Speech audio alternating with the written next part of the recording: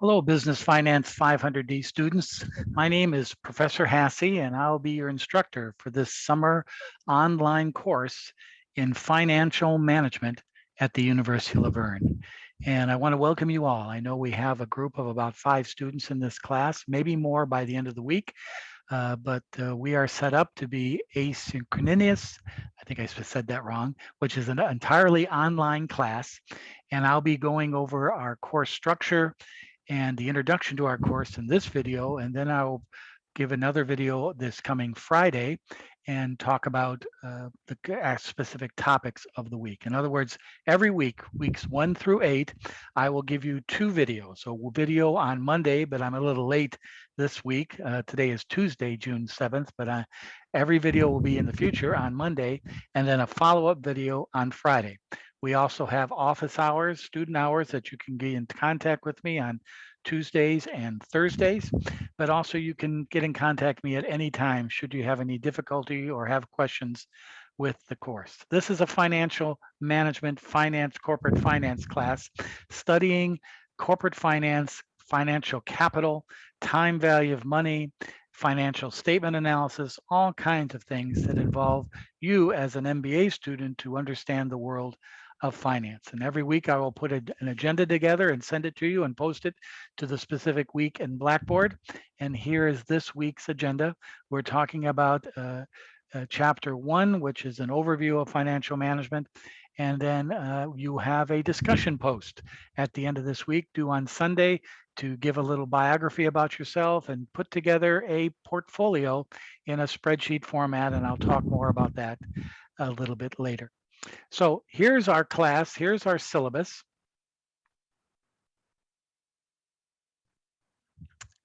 You should have this already. If you have not done so, I emailed it to you. If not, it's located in Blackboard.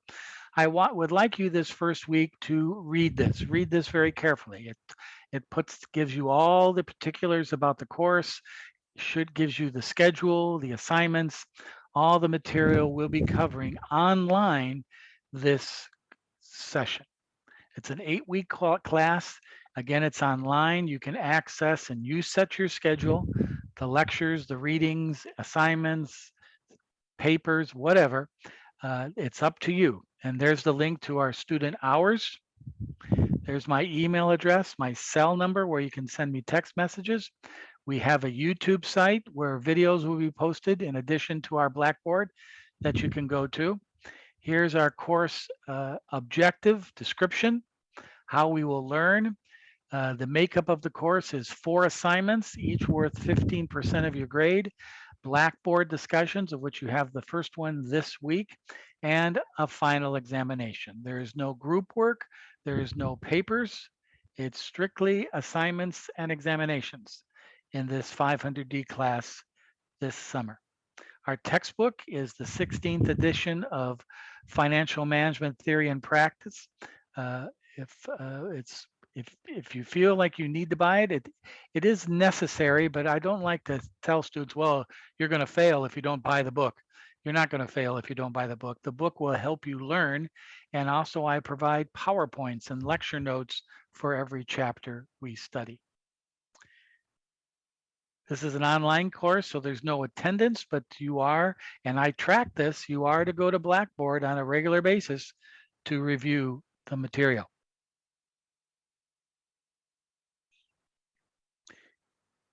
As I said earlier, we will have lecture videos on Monday and Friday in this class. Since this is an online class, academic honesty is very important. All your work is to be your own, no group work at all.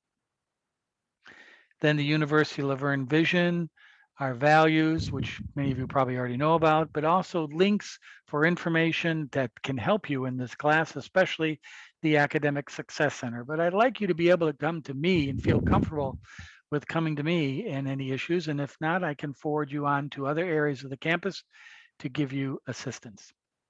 Here's our important dates of the class and their percentages. How we will propose or go forward into this class. One assignment, I assure you, will be in APA written format. One assignment will be a spreadsheet format. Another assignment will be in a PowerPoint format.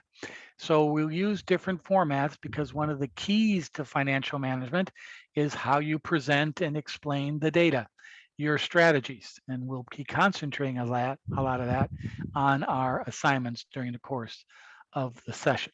This all leads up to our grades being posted to Blackboard, excuse me, on August 3rd after you complete the course evaluation. So there's a little quick important dates which you should know of and put that into your calendar about this course, and then more specific detail about our class, what we'll be covering, learning objectives, and this more detailed calendar and schedule that I'd like you to make sure also you look over. So that's our syllabus. And that syllabus will transfer into our Blackboard site, which as you know, is my main platform to teach. Let's take a look at that site. So here's our Blackboard site, which I, again, want you to engage yourself this first week. And remember, online learning goes by pretty quick. I don't know what all of your experience are in online, but if you get behind and try to catch up, especially at the graduate level, things can get a little dicey. So make sure you keep up to date and make sure you have a cold beverage on hand at all times to make sure you keep your study habits and discipline for this course. So again, if the course is set up with these file folders here, course announcements.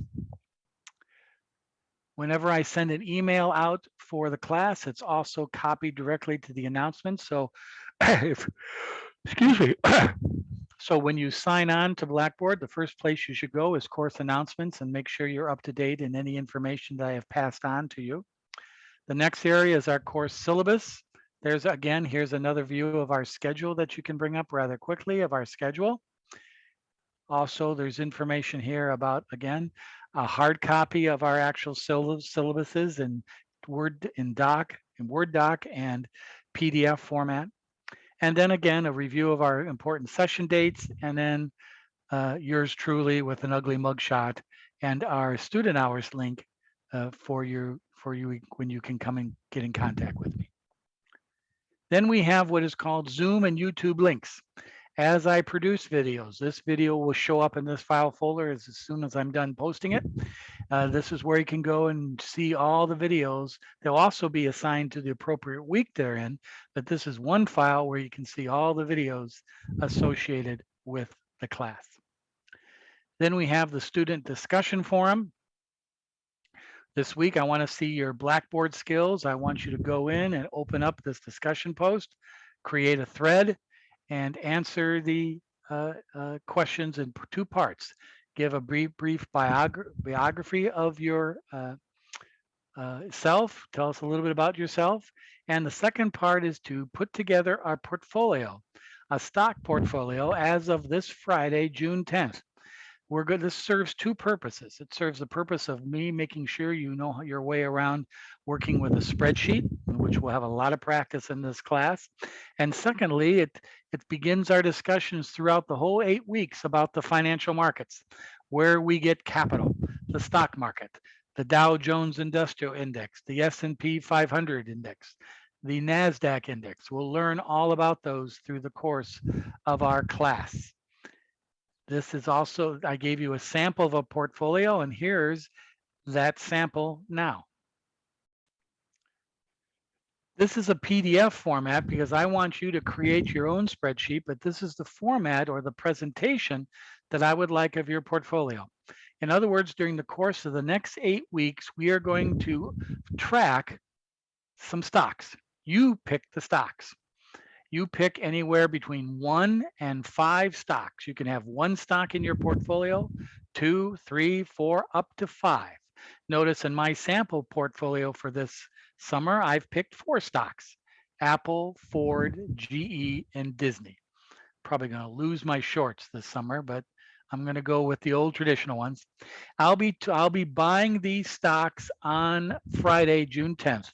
Remember, the United States stock market trading goes from 6:30 in the morning Pacific time to 1 p.m. Pacific time.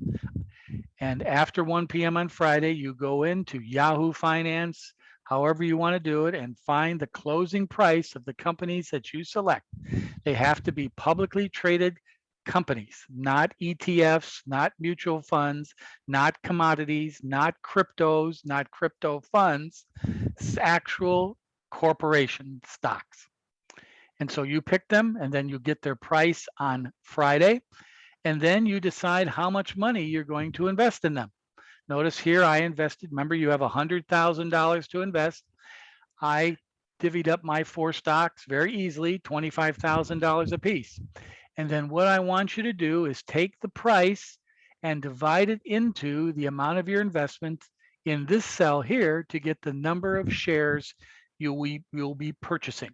And then I want you to round that number by a whole number. Make it 147, like in this case. It's really a big decimal, but I want you to just show the rounded number of how many shares you buy. Now, in the real world, it doesn't work that way.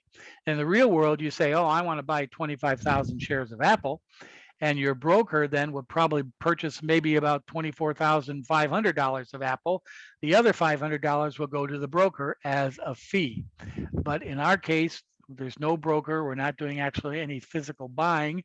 So you're just going to take the stock price on your opening price on Friday, dividing it into your amount of investment. That's why it's always going to be 100,000 in this first week, and you'll know the number of shares. Then you cannot buy or sell any more times this course. This is your stocks that you're going to deal with the full 8 weeks. And then at about 2 or 3 times during the course of the session this summer, we will price out and see how our stocks have gone up or down in the course of the summer and try to analyze that. Also, we're going to be tracking the market indexes, the Dow, the S&P 500, and the NASDAQ, and we'll talk about those throughout our class. These are the main 3 market indicators. So if somebody says, hey, did you beat the market? If your portfolio beat the market, these are the markets, and we'll be tracking those as well. The goal of this is to learn about stocks, learn about why stocks go up and down, learn about how to track stocks, and also become the Wolf of Wall Street. The student of our group that has the best performance, makes the most money, will be designated at the end of our summer session the Wolf of Wall Street, and they will receive some nice prizes as their reward for being the Wolf of Wall Street. We'll talk more about that later. But the main thing this week is your first assignment in this class is to tell us a little bit about yourself and a biography, and put together a stock portfolio in a spreadsheet. If you post and attach a file, which you will, to Blackboard in the discussion forum that you create, it needs to be a spreadsheet file, not a PDF. You will not get credit for the work if you post a PDF. I'm giving you a PDF format because I want to see you do the calculations in these cells, especially here. How did you get 147? Well, you divided price into 25,000. So I want to see that in the cells, and that's why I want to see a spreadsheet. If you need any help with this, let me know. But this is a good way of me to see your Excel, your spreadsheet skills. Now, if some of you work with Apple, have a Mac, and you use Mac numbers, you should be able to convert Mac numbers into an Excel, into an Excel file. So once you do your work, you save as Excel, and then you can load it up into the Blackboard. Now, if you don't want to do that and just give me your Mac file and not bother with all that transferring to Excel, I can also read it in Mac numbers as well. So that's what I want you to do, and it'll be kind of fun to track this over the course of our 8 weeks. It's a good study lesson in financial markets.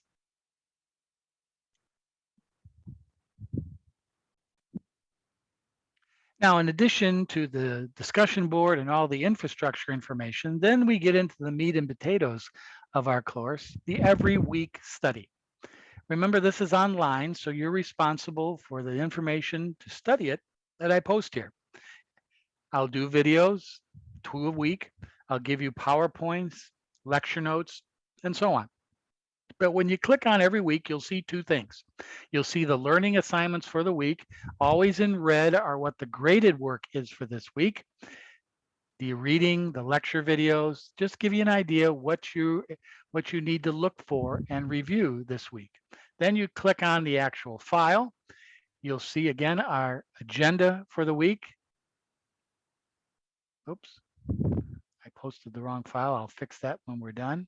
My fault, but I can fix that. No worries. And then we'll have a little video. We're going to watch this video in a minute.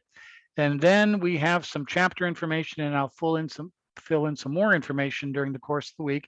Here's the PowerPoint of the reading of the week in chapter 1 that you should be able to go through. But then just gives you a general idea of what the week's topics, what I'll be talking about in my videos on Monday and Friday. Every week is set up that way. Naturally, I'll add to it as we get into those parts of the course. But this is where you go to get information, your review notes, and to properly study for this course. Now, speaking of week 1, which the subject is financial markets and what is finance, let's take a look at a brief video that sets the stage for our discussions this week.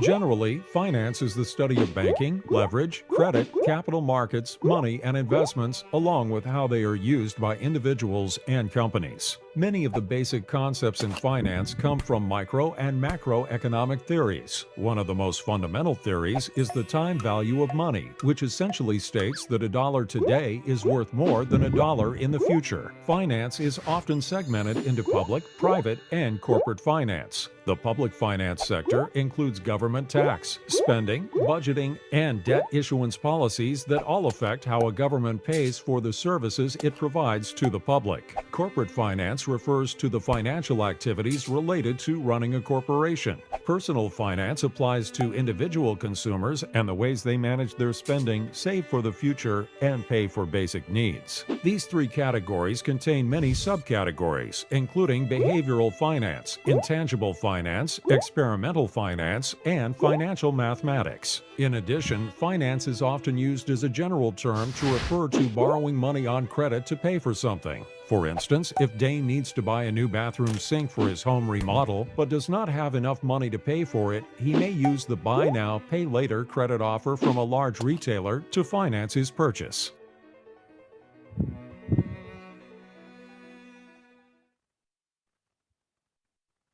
It's the role of the Chief Financial Officer to monitor and interpret the business's financial information. Finance, in its broadest sense, has become the driving force in U.S. corporations. Gary Coughlin is the Senior Vice President of Finance and Chief Financial Officer for Abbott Laboratories. Abbott is among the world's largest and most successful corporations, with more than 56,000 employees, a presence in approximately 130 countries, and worldwide sales of around $12.5 billion. Although no single person is responsible for all the financial decisions, the CFO is charged with the majority of these responsibilities. Top management is continuously involved in financial decisions, as are people in every department of the company. The Chief Financial Officer, or CFO, leads the finance department, and the key financial officers report to the CFO. The treasurer and the controller are next in the chain of command. The treasurer raises funds and manages the company's capital structure, and the controller manages budgeting and accounting. While auditing is often part of the controller's responsibilities, at Abbott, audit is a separate function with an audit vice president reporting to the CFO. The CFO is deeply involved in financial policy making and corporate planning. Often the CFO will have general managerial responsibilities beyond strictly financial issues and may also be a member of the board of directors, although Mr. Coughlin is not on the Abbott board. The CFO may take on operating and strategic responsibilities, but those duties grow out of what remains the core of the job, maintaining the corporation's financial strength and maximizing shareholder value. Well, the basic role of CFO is changed over time, but I mean essentially have the key issues of maintaining the financial value of the firm and maximizing shareholder value. I mean, those have always kind of been the preeminent activities that the CFO gets involved in. But as time has changed, you become more of a partner with the operating management, whether it be the CEO or the division management. So the CFO's responsibilities are broadened into the areas like strategy and change initiatives. Okay, and examples would be you might be called upon to champion a growth initiative or some other new thing or cultural change, such as how would you do total quality management in the organization, or other such strategies as, how is e-commerce going to affect the business? So, I mean, you get into those kind of activities, which in years past you wouldn't have. You'd been mostly into the financial, just kind of maintain a balance sheet, an income statement, and so on. So even though that becomes the financial stewardship becomes, it's still the foundation of the job. It's just become much broader. One of Mr. Coughlin's most important responsibilities is communicating financial information. He is accountable to the board of directors to be an independent advisor and to provide correct, detailed financial information. Investment analysts and shareholders also rely on the CFO to provide accurate financial data. Generally, in most major corporations, the CFO is one of the primary interfaces along with the investor relations department with the investment community. And the investment community means, in most cases, both the sell-side analysts, those people who write research on your corporation, as well as buy-side analysts, who represent the major institutions who invest in your stock. And then also you have conferences for individual investors. So essentially, the CFO is kind of the one who oversees that function. And what the key job is you have to make sure that you have the right information out there. Right? Today's markets are very volatile, and you can see if you miss your estimate by a penny, stocks can go down 5 to 10%. And so there's great scrutiny on quarterly earnings in the United States and how that impacts your stock price. So the CFO has to make sure that you get the right expectations out there, and then they have the most valid or available information that is not proprietary and can be disclosed, so that the investors can make the appropriate decision. So we are off and running in Business Finance 500D. I look forward to working with you all. Please take some time these first few days of our course week this week to not concentrate so much on the material, which we will get to it later on in the week, but understand the course setup, the Blackboard, begin to think about your portfolio, what companies you want to have you represented in your portfolio, even maybe start putting together the spreadsheet. And if you have any questions, please post them to the discussion forum or send me an email or come to our office hours on Thursday evening. So again, I look forward to working with you all. We'll have a good time studying the corporate world of finance, and I think it'll help you in your MBA studies. Until Friday, adios.